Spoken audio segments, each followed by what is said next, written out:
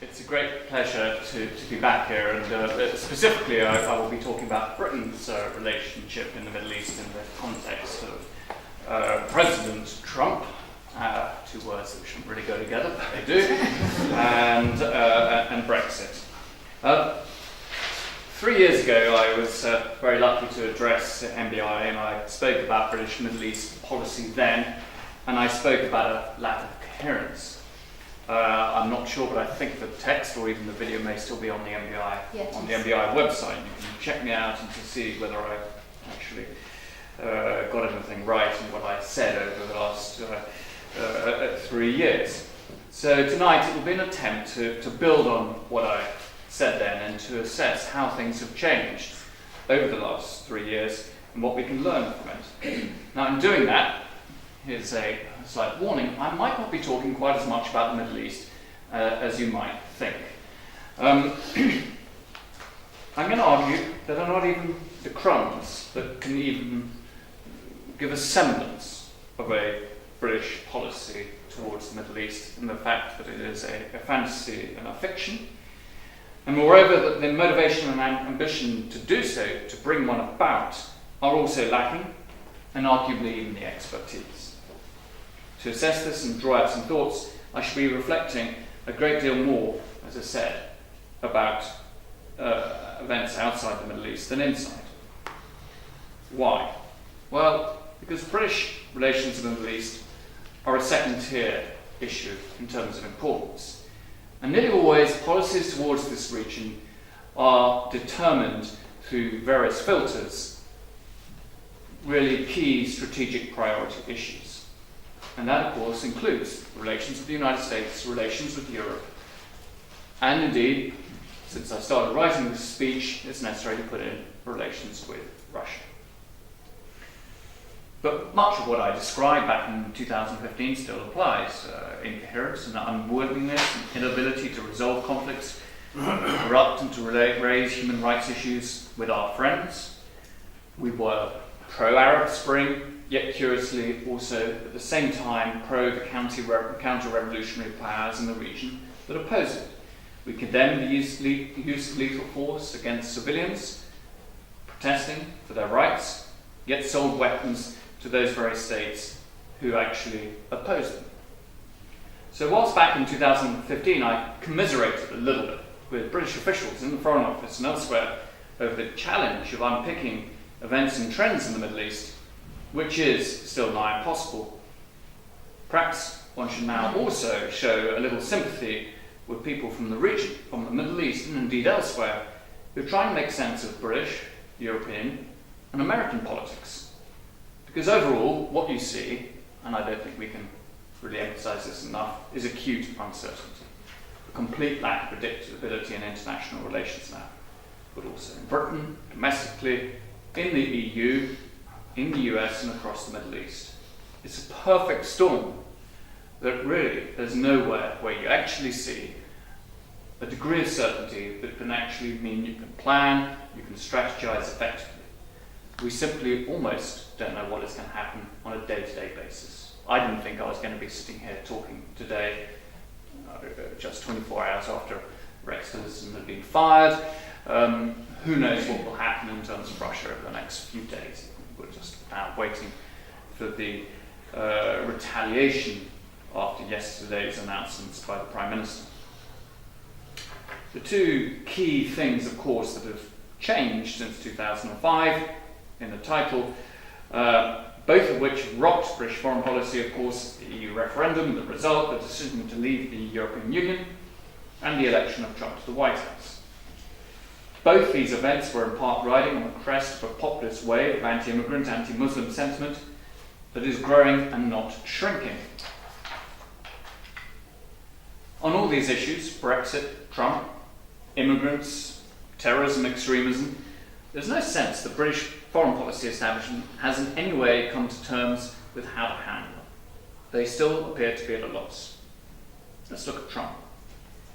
He's a riddle that may never get answered, whereas Brexit is a riddle whose answer may, well, something we just don't like. Who would want to deal with a Trump White House? Initially, the Prime Minister sent senior people from her national security team to Washington after his victory, and even very sober-minded individuals came back with alarmist signals, even then, at the back end of 2016, for what was in front of us. It's not just the policies, of course, it is the manner in which the White House actually runs policy. And actually, if you read the book Fire and Fury, I'm sure some of you have, I think the thing that stands out to me is not what we learn about Trump, it's what we learn about the people around him, the way in which they compete for his attention, the way in which they league against each other, different rival camps, and the way in which they try to get their own parties to go and see the president because he's so influenced by the last person he's seen, and whether that person is some famous celebrity or big name businessman, this matters to him. Now, he has threatened and occasionally acted to change every fundamental aspect of the transatlantic relationship that has survived since 1945. On NATO, he's at best equivocal in terms of his adherence to Article 5, collective self-defence. Would he come to the defence of any NATO state, or would it be on a case-by-case basis, and depending on what sort of deal? I don't think anyone could be too certain. Trade wars, which we're now seeing, in what way is this going to affect transatlantic relationships? He is pro-Brexit, of course, but despite what everyone said and despite what he himself said, I don't see that Britain is going to get at the front of the queue in some sort of US trade deal. He's pulled out of the Paris Climate Accord. He's soft on Russia and Putin, and it's taken him 11 days from his own mouth to actually indicate that Russia might be culpable for what happened in Salisbury. If this had been an Islamist extremist, I think we would have heard from him within minutes. Moreover, he has complete disregard for any expertise, and we're back to the situation of telling the president what he wants to hear, not what he should hear, of intelligence that is designed to support a policy. And this, of course, was at the root of the intelligence failures over Iraq in 2003. Now, this all contaminates British foreign policy. We're not immune to all of this. It affects the way we look at the world. So, whilst the European elites, including here in Britain, are collectively in semi-face-palming mode, Trump's aura in the Middle East, on the other hand, remains largely strong at official levels. He's pretty popular in the Gulf. But I'm going to argue, there are reasons for this. The Middle East is not part of NATO, so they're not worried about that. They are not quite so concerned over Russia. There are some concerns. Climate change is not a big issue for them. And Donald Trump's not about to put tariffs on oil and gas. So certainly in the Gulf, as I said, his election was warmly welcomed. But I can see this love affair, maybe on its way down. And there are reasons for that. And this also applies to the Israelis as well. The Gulf states want a US policy, but essentially a US strategy to deal with Iran, particularly Saudi Arabia, but not only Saudi Arabia. There is no sight of one yet. Trump has not really materially changed the situation, and he certainly hasn't done so in Syria, another concern of many in the Gulf, and certainly a concern also to the Israelis. Saudi, Bahrain, and the UAE were disappointed that they were not backed on the issue of copper last June, where Trump gave indications that he would, but then soon pulled back. Qataris, of course, feel the other way, that perhaps he was guilty of actually giving the Saudis and the Emiratis that amber light that they could go forward with what they did, causing this huge rift in Gulf relations with a massive impact across the region. So in short, the chaotic policy atmosphere at the White House, its incoherence will affect relations with the Gulf. Mainly because, in my view, Trump will not be able to deliver. He may want to be tough on Iran, but I don't really see he knows how to do it. For Britain, a Trump presidency means the suspension of the age-old policy, it seems age-old, but of what Sir Geoffrey Howe used to refer as poodleism, the slavish following whatever the US position of the day was. And this is really discombobulating to foreign policy circles in Whitehall. You should first look across the Atlantic to determine your approach. What we see now, really serious differences. Theresa May's government is certainly not anti-American. A Corbyn one might be. But it's simply a reflection of Trump's style of leadership and his approach. There's a massive divergence on Iran, and I don't think that's going to be bridged. An imminent clash probably this spring. There's a divergence over Jerusalem, settlements, even the two-state solution in terms of Palestine. And of course, a significant divergence on Russia. So without being able to work in conjunction with the US on many issues regarding the Middle East, it poses awkward questions about the UK's influence, and more so even as a result of Brexit, where Britain now has lukewarm relations with our erstwhile EU partners. So how has Brexit affected things? Well, more than a few senior Arab figures have complained to me that Brexit has been a grand distraction. It's making it harder for them to engage with British ministers, particularly the more senior ones. The Foreign Secretary, I think, is probably spending almost as much time looking at domestic policy issues, and Brexit is a domestic policy issue after all, than some of the crises that are going on across the region, in the Middle East and indeed elsewhere. And he knows, and he's right, that whatever he does on the Middle East is not going to advance his ambition to get into number 10. Going forward, one wonders how building a new relationship with the European Union and its member states, even after we left, that it'll continue to suck up this political oxygen, that there still will not be the necessary bandwidth to deal with other crises. Already diplomats are being withdrawn from various postings, particularly actually in emerging markets, to go and bolster embassies within the European Union. Put together with Foreign Office cuts, this is another sign of Britain retreating from the world despite what ministers are saying. We have to accept this reality. We will have, probably as a result of Brexit, less influence than in Europe than at any time, perhaps in centuries. Less say over its future and less influence over its policies. But Brexit has also led to massive political division in Britain and also obviously within the Conservative Party. The PM and the Foreign Secretary disagree on so much, and not just on the EU. As Tony Blair, who I don't really quote very often, has stated, the whole country has been pulled into this Tory psychodrama over Europe. And it's no use pretending it's going to end on the 29th of March in 2019. There's no real sense as to exactly how Britain sees its relationship with Europe in 2 years' time, let alone 10 or beyond the vague strap lines of global Britain. Moreover, the Brexiteer government is largely at odds with the foreign policy establishment. Going into the Foreign Office, I've been asking civil servants, in the period of the referendum and afterwards, what the general view was within the Foreign Office. And it was very hard to find people who could actually point to people who were in support of leaving the European Union.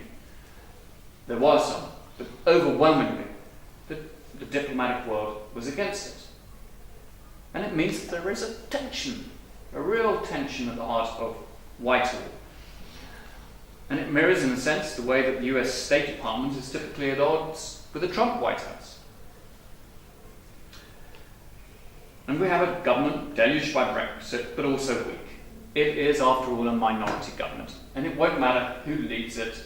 Whilst it is a minority government, and whilst there are these splits in the Conservative Party, and indeed other parties, it's not paper over that, it will remain weak, and that has an impact on foreign policy as well. It's also worth pointing out that the country is divided on our defence role. We haven't settled the debate about when it is right, proper, and sensible to intervene and take military action overseas. This has been at the heart of some of the biggest policy arguments since the turn of this century on Iraq, Syria, Afghanistan, Libya. And we now have a situation where even if we did want to intervene, our options are extremely limited as a result of these defence cuts. And it certainly affects our position on the Middle East, and it affects how some powers see us. Now, I'm not necessarily taking a position whether it's a good thing or a bad thing, but it is a reality and it factors in the way in which Britain is seen.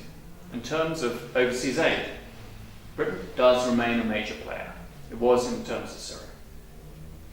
It remains a major donor, a contributor. But how long is this going to continue? One only has to look at the picture of the most popular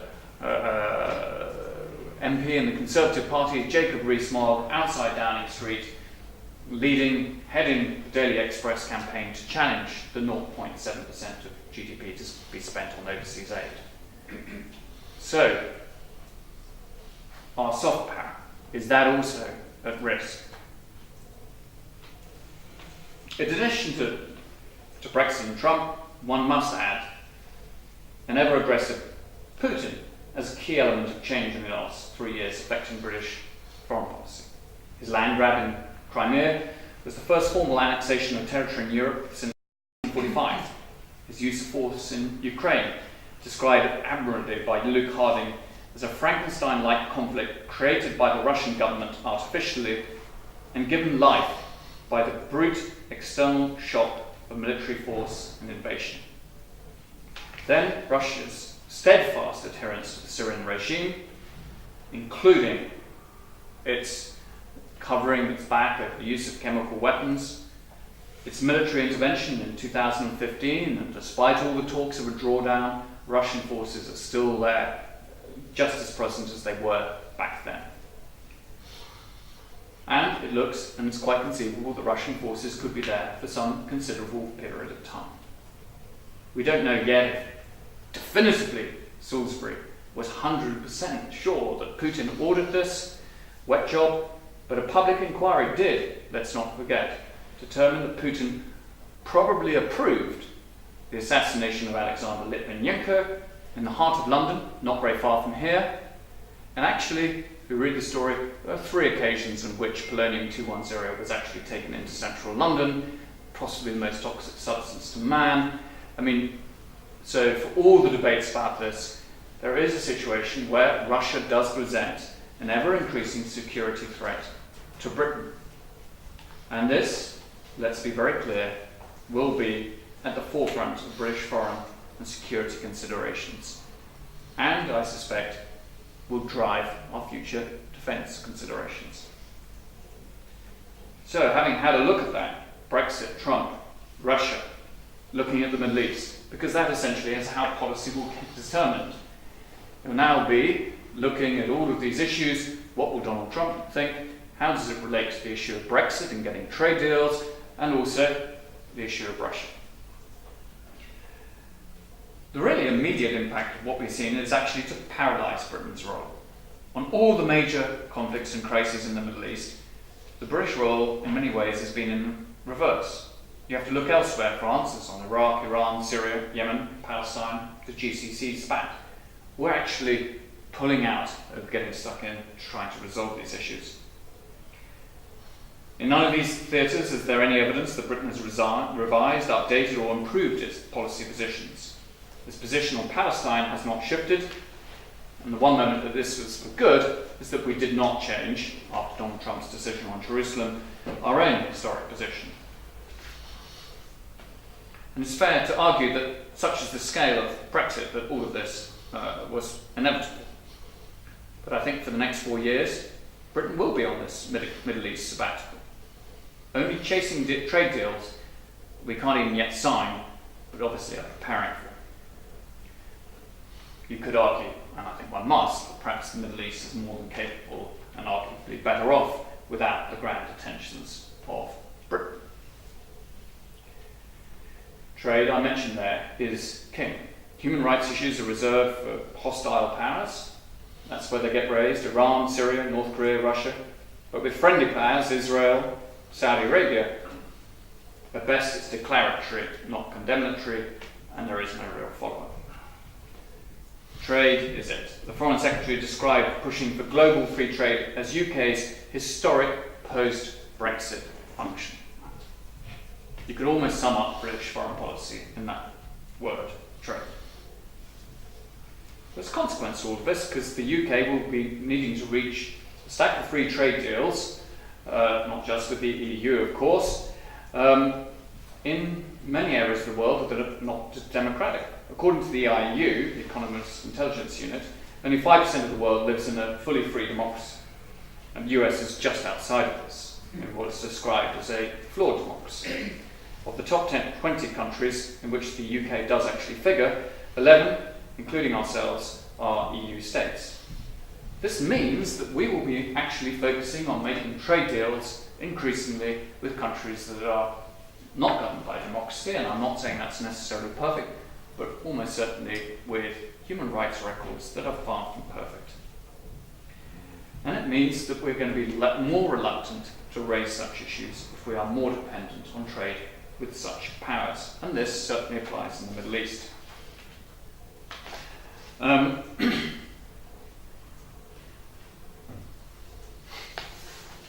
Let's examine a few specific issues then in the Middle East. And we meet today, and it's a very sad anniversary, 7 years since the initial protests in Syria. And in those days, let's not forget or be in any doubt, it was peaceful protesters wanting rights from a regime that had denied it, that was seen as corrupt, and they were met with brute force. They weren't terrorists or extremists. In fact, initially, they were children. Back in 2015, when I last spoke, the UK certainly had a series of policy positions on Syria, not necessarily fully joined up policy. I'd say today that we have no policy on Syria. Back in 2005, Britain clung on to the mantra of Assad must go, his days are numbered. Well, it's well over 2,000 days since we started saying that in August 2011. I haven't done the precise figures. It was always a flawed approach, as desirable as it is to see the end of this man. The issue in Syria was not about one man, it was about the nature of power, the nature of a regime that denied rights to an entire people. No point in believing that the departure of Bashar al-Assad himself and alone would lead to an improvement in Syria. You have to see a change in which power is conducted. We saw then the talk about the Syrian opposition, so-called, the designated Turkey-ordained Syrian opposition being a legitimate representative of the Syrian people. This was something that Britain and other countries, we knew very little about that opposition, but who are we to determine who were legitimate representatives? My wife is a Syrian, and she would say, we already have a legitimate government. Why are you trying to give us an illegitimate opposition? There was then, of course, the Friends of Syria. Remember that? These conferences in Morocco and Istanbul, countries that purported to want change in Syria. Well, today, where are there any friends of Syria? There are no friends of Syria. There is a great power grab in Syria between international powers, the two superpowers are there, regional powers and actors fighting over what is left of that country. In fact, the Syrian-on-Syrian conflict is pretty much over. The regime is as good as won that part of it, but there are many other conflicts going on in Syria. We're far from seeing them completed. Britain is now completely on the periphery of all of this. In 2018, we're seeing more people framing it falsely as a choice between Assad and ISIS-Daesh. As if somehow the Syrian people have protested to get these fanatics to rule them. It's the regime that actually wants us to see that completely false choice. And indeed, there's something, for example, that's used in Egypt as well. They didn't protest in their hundreds of thousands to get ISIS. To do something I've already done and quote Philip Hammond, we reject advice of those who say the poison of Assad is the cure to the cancer of ISIL. With our partners, of course, we've had to deal with the two major symptoms of the Syria crisis, and indeed following on from Iraq, namely extremism and refugees. And remarkably, public opinion still seems to veer towards believing that Europe somehow has suffered more from this than anyone else. The reality is, of course, that Syrian refugees, 97% of them, still live in the neighbouring countries, Jordan, Lebanon, Turkey, and not in Europe.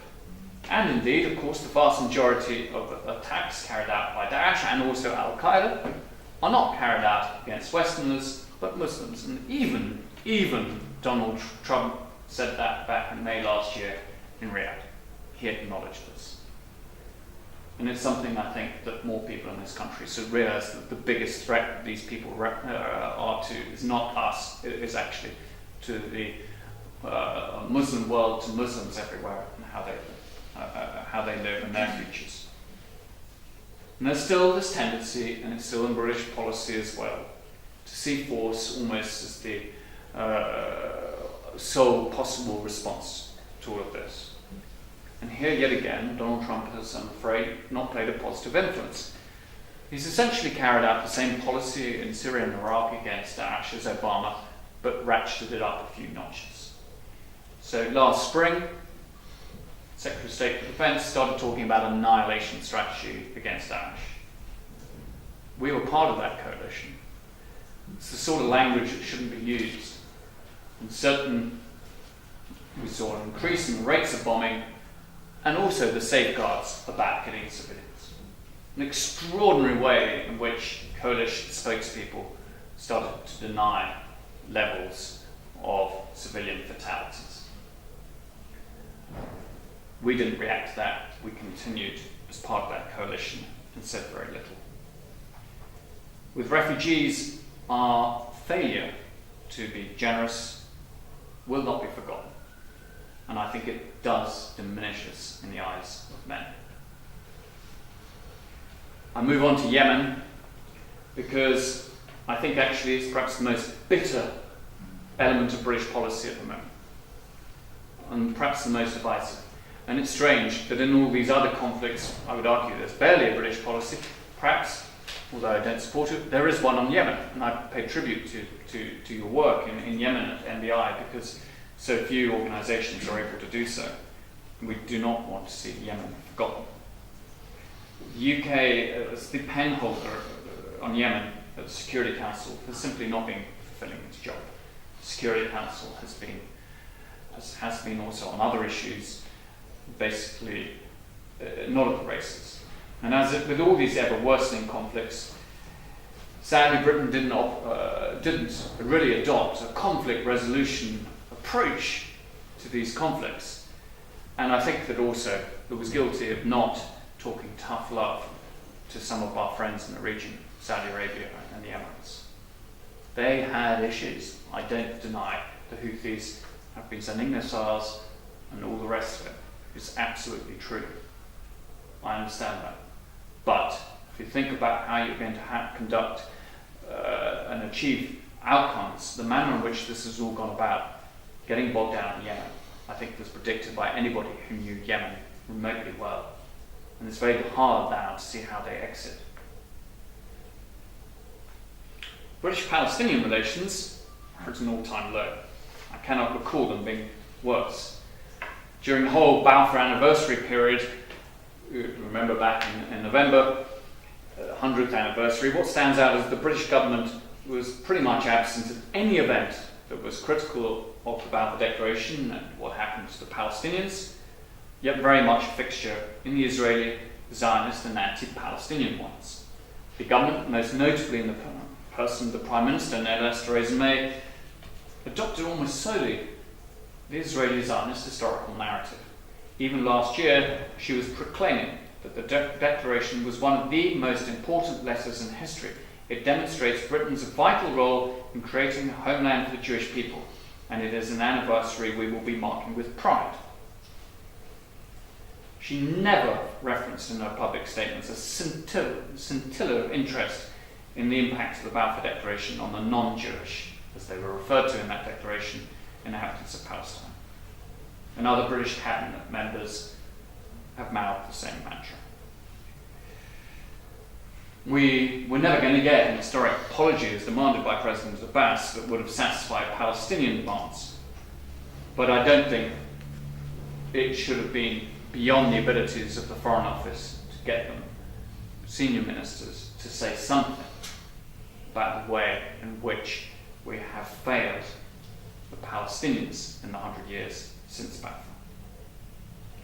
And all of this follows Palestinian anger at the failure of the British government to recognise the state of Palestine, or even back this at the United Nations.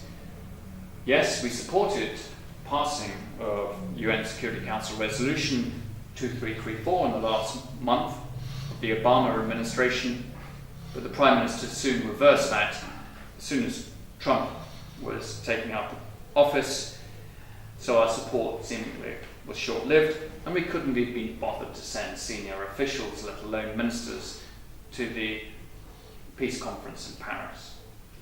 So that is another way in which we see immediately the way in which Donald Trump has impacted upon British policy. That in order to ingratiate herself with the incoming president, Theresa May ripped up a policy that she'd signed up to only a month before. It's a sad reality that even in 2018 the Palestinian right to self-determination is denied, and Britain does so little to remedy this. And when Palestinians voted for a Hamas government, the British government refused to respect this. When Palestinians sought legal redress by pressing their case to the International Criminal Court, once again Britain was in opposition. When Palestinians sought their own state, Britain was also in the way.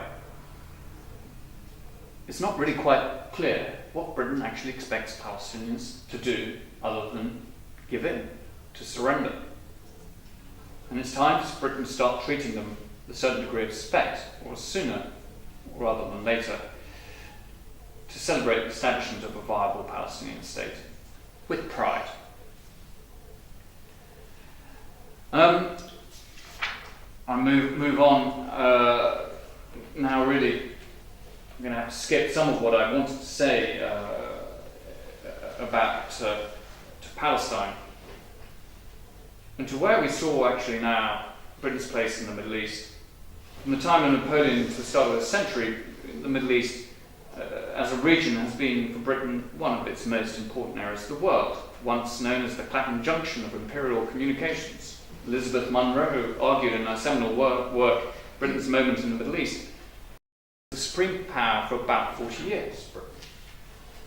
The Suez Crisis of 1956 has long been seen as the sun setting over the British Empire, something, of course, that was never meant to happen. But Brexit and leaving the European Union may become, and I stress may, the moment when Britain actually realises that it is no longer dining at the top table of the international system, and that Brexit has only hastened our slipping to that status long before doomed. The tragedy is that whilst this may not represent a terrible course of events, we may be stepping aside for some very big and aggressive sharks. In the endless struggle between perceived realpolitik and pretend moralpolitik, the former is winning hands down. We have a two-dimensional foreign policy approach. I'm reminded of, Prime Minister, when Jim Hacker asked Sir Humphrey Appleby, "Are you saying that Britain should not support law and justice?" "Of course we should, Prime Minister. We just shouldn't let it affect our foreign policy." The government aspires to bring about a truly global Britain. At this stage, though, Britain's horizon may not extend much beyond the English Channel for many years to come. And it's hard to see Britain not enduring a period of isolation. Our EU partners are far from thrilled we are leaving, except perhaps for the French. Our relations with the Trump White House will remain chilly, with Russia Siberian. We can't even get a British judge elected for the first time ever at the ICJ, showing as I said, our isolation. Though why we feel this sense of entitlement, I don't know. So we're going to have to live within our means, and perhaps we're going to learn the hard way how vital alliances and partnerships are, without which Britain, acting on its own, will carry little weight at all. We have to swim in a world marked by hyper-aggressive realpolitik, and it won't be easy. But I don't think we need to panic. A period of reflection might be in order. We've failed in Iraq, Syria, Libya, Yemen, so I think we actually need to take stock. We need to ask questions about our role in the world and how we should do it. So, perhaps sitting on the sidelines for a while might allow us to do just that. Thank you.